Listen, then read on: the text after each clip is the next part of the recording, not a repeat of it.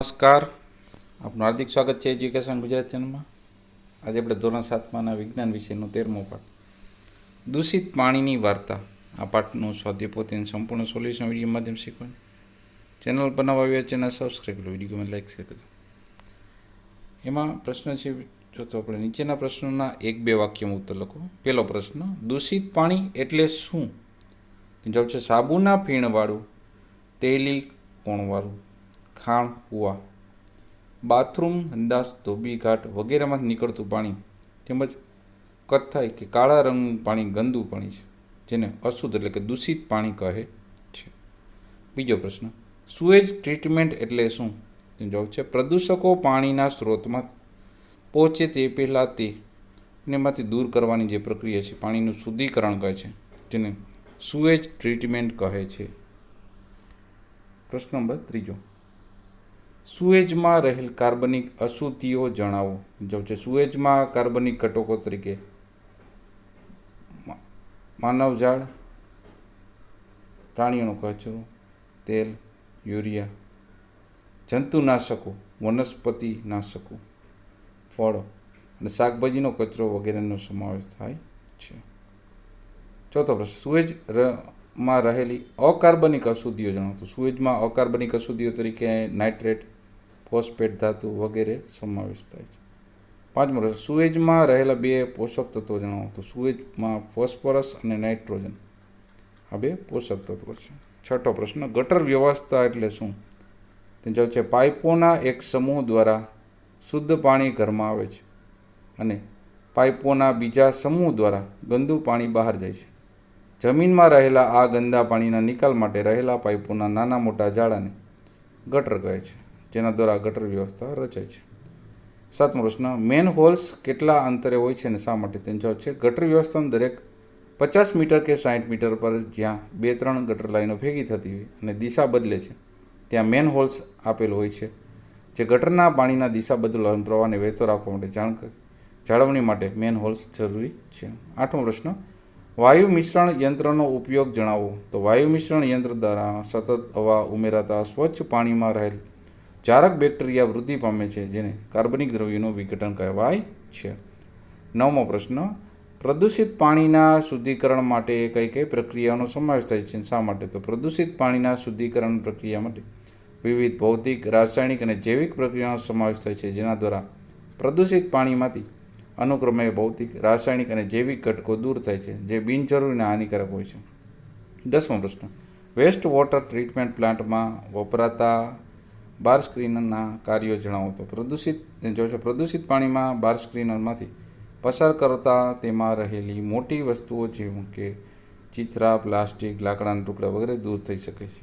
11 પ્રશ્ન, અવસાદન ટાંકીમાં પાણીમાંથી કયા પદાર્થો અવસાદિત થાય છે? તો છે અવસાદન ટાંકી પાણીમાંથી રેતી, કાંકરા, પથ્થર વગેરે પદાર્થ અવસાદિત થાય છે. 12મો પ્રશ્ન, પાણીના શુદ્ધિકરણમાં સ્કીમર દ્વારા કઈ ક્રિયાઓ કરવામાં આવે છે? તો પાણીના શુદ્ધિકરણમાં પાણી પર તરતા તેલ કે ચરબી જેવા પદાર્થો સ્કીમર દ્વારા દૂર કરવામાં આવે છે. જ્યારે સ્કીમર દ્વારા વધારે દૂર કરવામાં આવેલ કાદવને અલગ ટાંકામાં લઈ જવામાં આવે છે. આ ટાંકામાં અજારક બેક્ટેરિયાનું વિઘટન કરી બાયોગેસ ઉત્પન્ન કરે છે. 13મો પ્રશ્ન, કાદવમાંથી બાયોગેસ કેવી રીતે બનાવવામાં આવે છે કે મેળવવામાં આવે છે? તેનો જવાબ છે વેસ્ટ વોટર ટ્રીટમેન્ટ પ્લાન્ટમાં કાદવના અલગ ટાંકામાં અજારક બેક્ટેરિયા દ્વારા કોહવા માટે લાવવામાં આવે છે, જેથી બાયોગેસ ઉત્પન્ન થાય છે. 14મો પ્રશ્ન, સ્વચ્છ પાણી એટલે શું? તો એનો જવાબ છે પ્રદૂષિત પાણીમાંથી જ્યારે ચીથડા, લાકડાઓની નાના ડબ્બાઓ, પ્લાસ્ટિક, રેતી, કાંકરા, કાદવ અને તેલ અને ચરબીને દૂર કરવામાં આવે છે, તેને સ્વચ્છ પાણી કહે છે. 15 પ્રશ્ન, શુદ્ધિકરણ કરેલ પાણીમાં હવા શા માટે ઉમેરાય છે? તેનો જવાબ છે સ્વચ્છ પાણીમાં હવા ઉમેરાતા જારક બેક્ટેરિયા વૃદ્ધિ પામે છે. આ બેક્ટેરિયાની મદદથી માનવનું મળ, ખોરાકનો કચરો, સાબુયુક્ત કચરો અને બીજા અનિચ્છનીય પદાર્થોનું વિઘટન થાય છે.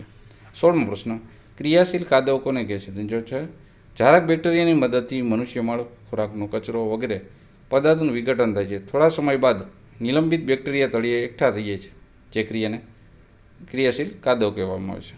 17 પ્રશ્ન ક્રિયાશીલ કાદવવાળા પાણીમાંથી પાણીને કેવી રીતે અલગ કરવામાં આવે છે? તો જારક બેક્ટેરિયા ટાંકાવાળા તળિયે એકઠા થાય છે તેને ક્રિયાશીલ કાદવ કહે છે. ત્યારબાદ પાણીને ઉપરથી દૂર કરવામાં આવે છે. 18 પ્રશ્ન ક્રિયાશીલ કાદવમાંથી મળેલ સુકાયેલ કાદવનો ઉપયોગ ક્યાં થાય છે? તેનો જવાબ છે ક્રિયાશીલ કાદવમાંથી મળેલ સુકાયેલ કાદવનો ઉપયોગ ખાતર તરીકે થાય છે, જે જમીનના પોષક દ્રવ્યોમાં ઉમેરો કરે છે. 19મો પ્રશ્ન પાણીને બિનચેપી બનાવવા માટે વપરાતા 2 રસાયણ નામ. તો પાણીને બિનચેપી કરવા માટે ક્લોરીન અને ઓઝોન જેવા રસાયણો વપરાય છે. 20મો પ્રશ્ન કયા કયા પદાર્થો પાણીના શુદ્ધિકરણમાં મદદ કરતા સૂક્ષ્મજીવોને મારી નાખે છે? તેનો જવાબ છે રંગકો, દ્રવકો, જંતુનાશકો, ઓઇલ, દવાઓ જેવા રસાયણો પાણીમાં શુદ્ધિકરણમાં મદદ કરતા સૂક્ષ્મજીવોને મારી નાખે છે. 21મો પ્રશ્ન કયા પ્રકારનો કચરો મુક્ત ઓક્સિજનમાં પ્રવાહને અટકાવે છે? તેનો જવાબ છે વપરાયેલી ચાની પત્તીઓ, વધેલી ખાદ્ય સામગ્રી, પછી રમકડા, કપાસ અને કપડાં વગેરે કચરો જે સીધો ગટરમાં નાખવામાં આવે તો એ ગટરોને બંધ કરી નાખે છે. ત્યારબાદ પ્રશ્ન છે 22મો સ્વચ્છતા વધારવા માટે સ્થળ પર નિકાલ પ્રણાલીઓ કઈ કઈ છે? તો સ્વચ્છતા વધારવા માટે સ્થળ પર નિકાલ પ્રણાલીઓ તરીકે મળટાંકા, રાસાયણિક શૌચાલય અને ખાતર માટેના ખાડાઓ સમાવેશ થાય છે. 23મો પ્રશ્ન મળટાંકા ક્યાં ક્યાં બનાવી શકે છે? જવાબ છે ગટર લાઇન ન હોય એ જગ્યાએ હોસ્પિટલ, અલગીકરણ પામેલ બહુમાળી મકાનો અથવા તો 4-5 ઘરોનો સમૂહ હોય ત્યાં મળટાંકા આશીર્વાદરૂપ છે. ત્યારબાદ છે વિકલ્પમાંથી સાચો વિકલ્પ પસંદ કરીને જવાબ આપવાનો છે. પહેલું આશરે 1 અબજ મનુષ્યોને પીવા માટે શુદ્ધ પાણી મળતું નથી. બીજું સુએજમાં આપેલ તમામ હોય છે નીચે આપેલ માહિતીપૂર્ણ. ત્રીજું બારસ્ક્રીન દ્વારા કયો પદાર્થ દૂર થાય છે? તો એ થાય છે ચીથરા અને પ્લાસ્ટિકના પેકેટ. ચોથો પ્રશ્ન સ્કીમર દ્વારા કયા પદાર્થ દૂર થાય છે? તો કાંકરી. 5મો પ્રશ્ન ગંદા પાણીની ટ્રીટમેન્ટ દરમિયાન આડપેદાશ તરીકે શું મળે છે? તો એ મળે છે ખાતર અને બાયોગેસ. ડી ઓપ્શન આવશે.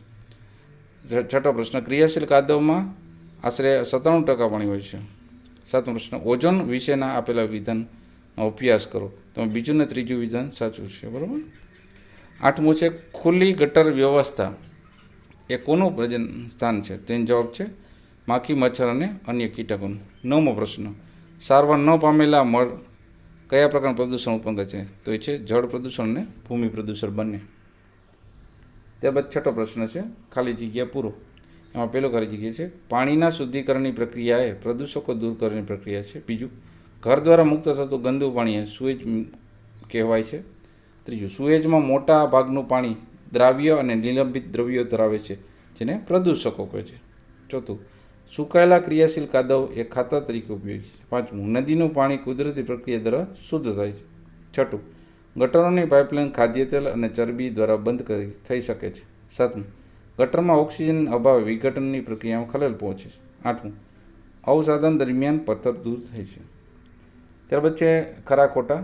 પેલું વિધાન છે વિશ્વના તમામ માનવીને સ્વચ્છ પાણી સરળતાથી પ્રાપ્ત છે. વિધાન ખોટું છે. બીજું 2005-2015ના સમયગાળા જીવન માટે પાણીને કાર્યવંતી કરવા આંતરરાષ્ટ્રીય દશકા તરીકે નક્કી કરાયો હતો. વિધાન સાચું છે. ત્રીજું મરડા માટે જવાબદાર સૂક્ષ્મજીવ અશુદ્ધ પાણીમાં હોય છે. વિધાન સાચું છે. ચોથું વેસ્ટ વોટર ટ્રીટમેન્ટમાં પ્લાન્ટમાં સૌ પ્રથમ પ્રદૂષિત પાણીને બાસ્ક્રીનમાંથી પસાર કરવામાં આવે છે. વિધાન સાચું છે. 5મું જારક બેક્ટેરિયાની વૃદ્ધિ માટે હવાની હાજરી જરૂરી છે. વિધાન સાચું છે. 6થું ઉત્પન્ન થતા કચરાને મર્યાદિત રાખી શકે. વિધાન સાચું છે. 7મું ઘરના કચરાની માત્રા ઘટાડવા માટે તે ક્યાં મુક્ત કરવામાં આવી રહ્યું છે તેનું ધ્યાન રાખવું જોઈએ. વિધાન સાચું છે. 8મું નબળી સફાઈ અને દૂષિત પીવાનું પાણી કોઈ પણ પ્રકારનો રોગ જવાબદાર નથી. વિધાન ખોટું છે. 8મો પ્રશ્ન જોડકા જોડો. પહેલામાં આવશે ડી, બીજામાં બી, ત્રીજામાં જી, ચોથામાં એચ, પાંચમામાં એ, છઠ્ઠામાં સી, સાતમામાં ઈ અને આઠમામાં એફ આવશે. તો આ આપણા પાઠના સ્વાધ્યાય પોથીનું સંપૂર્ણ સોલ્યુશન જોતા રહો એજ્યુકેશન ગુજરાતી ચેનલ. શીખતા રહો. Thank you. આભાર.